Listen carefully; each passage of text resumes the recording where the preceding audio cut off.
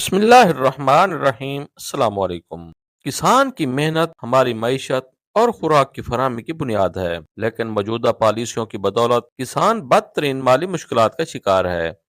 حکومت کی ناقص ترجیحات اور زراعت کے شعبے پر توجہ کی کمی نے کسانوں کو ان کے حق سے محروم کر دیا ہے۔ کھاد، بیج اور زرعی آلات کی بڑھتی ہوئی قیمتیں، پانی کی قلت اور جدید سہولیات کی عدم فراہمی، زرعی اجناس کی کم قیمت، خرید اور بر وقت ادائیگی نہ ہونا، غریب کسان معاشی بدحالی کا شکار ہو رہا ہے۔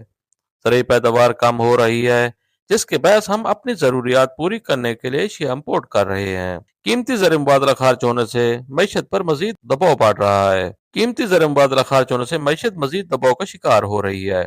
حکومت کو فوری طور پر سبسڈی دینا ہوگی، خاص طور پر چھوٹے کسانوں کو۔ پانی کی منصفانہ تقسیم اور جدید زرعی ٹیکنالوجی کو فروغ ضروری ہے۔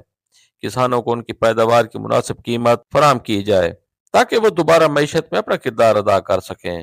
اگر ان مسائل پر فوری توجہ نہ دی گئی تو نہ صرف زراعت بلکہ مجموعی معیشت پر تباہ کن اثرات مرتب ہوں گے۔